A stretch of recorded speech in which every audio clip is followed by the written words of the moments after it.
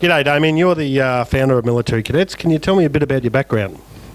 Sure. It all started, I guess, as a teenage kid. I was the youngest of 4 kids to a single mum, and I was way off the rails at age 13, committing a lot of juvenile crime and things like that. And then I got put into the cadets. At that time was an Army cadet unit, and there were actually two people in that unit who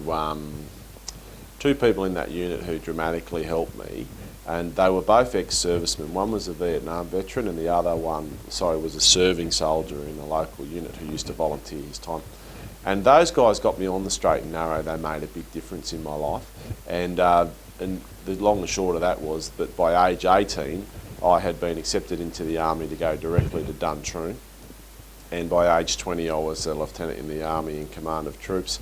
I then went on to serve 14 years in the Army, finishing as a sub-unit commander and serving in East Timor and Iraq. And when I left the Army, I decided that in my spare time I wanted to give back to my community, so I decided to volunteer for the cadets. And then about a year into that, myself and a few other ex-servicemen saw an opportunity to actually start more cadet units in Australia, and to do them with perhaps a better model where we make a separation between instructors and volunteers. And to be an instructor, you must have served in the professional military. I just found that the difference between people who'd been in the military and people who hadn't in the cadet context was like chalk and cheese.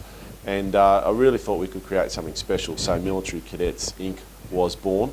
We still have volunteers. To be an instructor, you must be ex-military. We still have volunteers who play a very important role, and they're more often than not the parents of kids, and they are, they do administrative and support roles, and it works out really, really well.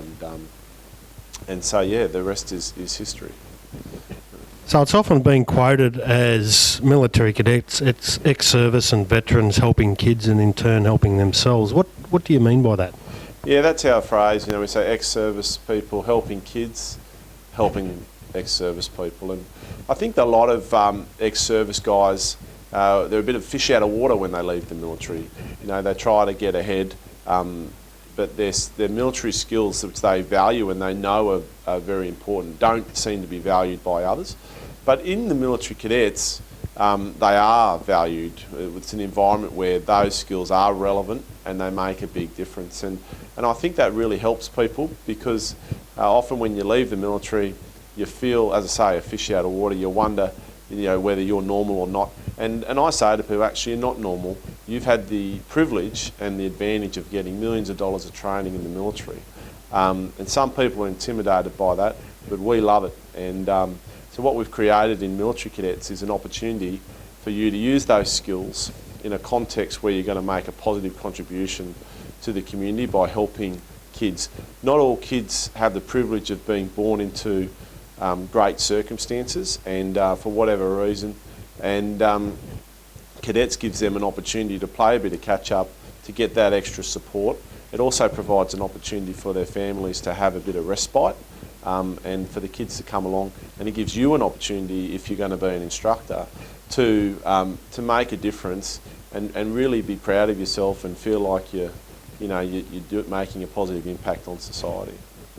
That's awesome. Can you give me an example of the process through what you've seen of a kid coming into the program and a kid leaving the program? Yes, what's been your opinion on the best side there? I think we've seen some kids who come in with all sorts of challenges, and one of the things that I think is a failing in the current education system is this.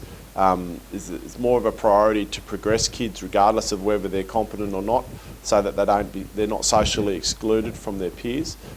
We don't believe that. We believe in the military ethos, which is you pass the test and you retest until you pass. You don't progress, and we apply that rule. We have very high standards for our kids, but at the same time we give them all the support in the world to help them to achieve those standards. But the one thing we won't do is we won't let them quit, and we won't let them get away with doing a second grade effort.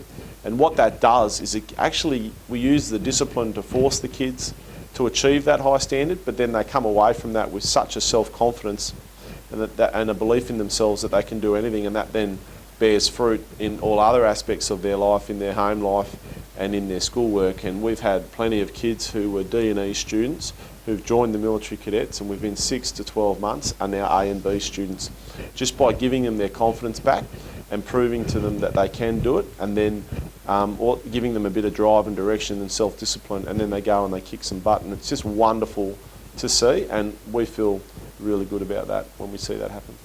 That's really awesome. So what would you tell other potential instructors wanting to join the military cadets?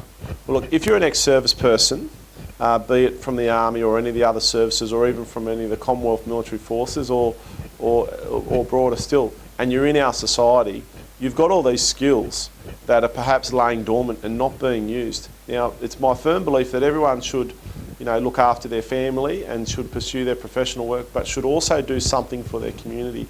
I think everyone should do something for their community. If you're ex-military, it makes sense that that thing that you do for the community should be getting involved in the cadets, because your skills are all laying dormant, but in cadets they are highly relevant and highly useful.